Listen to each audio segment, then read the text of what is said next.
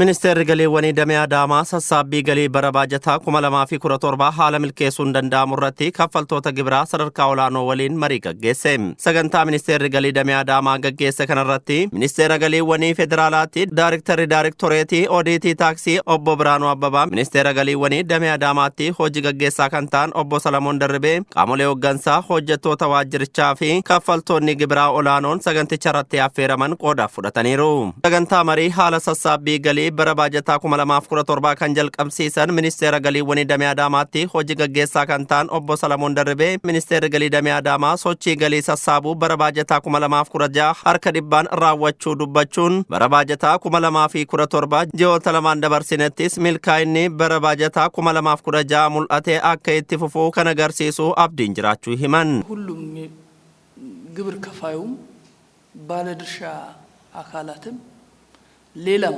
ያገባኛል ባይ አካላትም ወሳኝ ሚና ስላላቸው ማለት ነው። ከ60 ቀን በላይ በዕዳ ትርጉሙ ስንተነትነው ስናየው አፈጻጸማችን የተሻለ ነው ማለት ነው።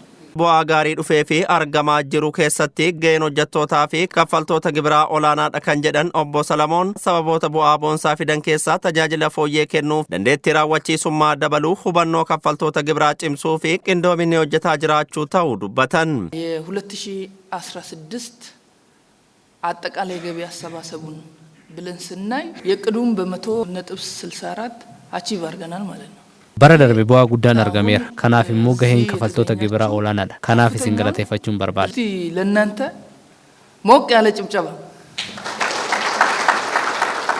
Kaffaltoonni gibiraa sadarkaa olaanoo hubannoon ministeerri galii damee Adaamaa kaffaltoota gibiraatii taasisee kan isaan galateeffachiisu ta'uu kaasuun gaafilee hooggansaa dhiyeessaniin kaffaltii gibiraa nurraa eeggamuu caalmaatti baachuuf baasiileen naga'een ittiin muramnee fi bifa deeggarsaan baasnu osoo ilaalamanii hubannoo gama kaffalaa gibiraa fi hojjetaa bira jiru furuuf irratti osoo hojjetamee fi kan biroo kaasuun deebiin itti kennameera.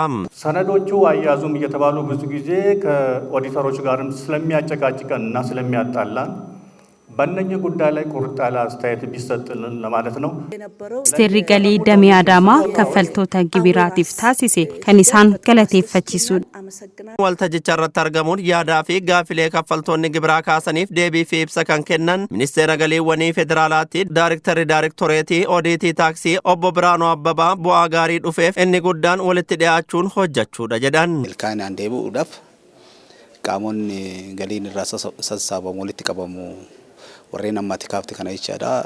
Warra daldala keessa jiran, daldala adda addaa keessa jiran kanaadha jechaadha. Isaanii wajjin walitti dhiyaatanii waliin mari'atanii karoora sirriitti qabsiisanii akkamitti galiin kunis dhufuu danda'a kan jedhu kana sirriitti walii wangalamin galii kana milkeessuudhaaf rakkachuun hin danda'ama jechaadha. Kanaaf walitti dhiyaatanii akka maatiitti waliin maratanii cimsanii itti deemuudha. Mootummaan gaafii kaffaltoota gibiraa kabajuun fudhatee bu'aa fooyyeef kan hojjetu ta'us dubbatan. Hanqina hubannoo irraa odeeffannoo barbaachisu kennuu dhabuun kaffaltoota gibiraa biratti ni mul'ata kan jedhan obbo Biraanuun, tajaajila kennitoota birattis rakkina hubannoo jiru furaa rakkoolee kaffaltoota gibiraa gabaa keessaa baasanii fi galii gibiraa miidhuu danda'an furaa deemnaan dubbataniiru. Akkuma waliigalatti qaamolee kana wajjin warra kana gaggeessan wajjin wal dubbasanii rakkoolee kana furuun baay'ee barbaachisaadha jechaadha. Kafalaa gibiraa irratti gabaa keessaa akka hin baane jechaadha.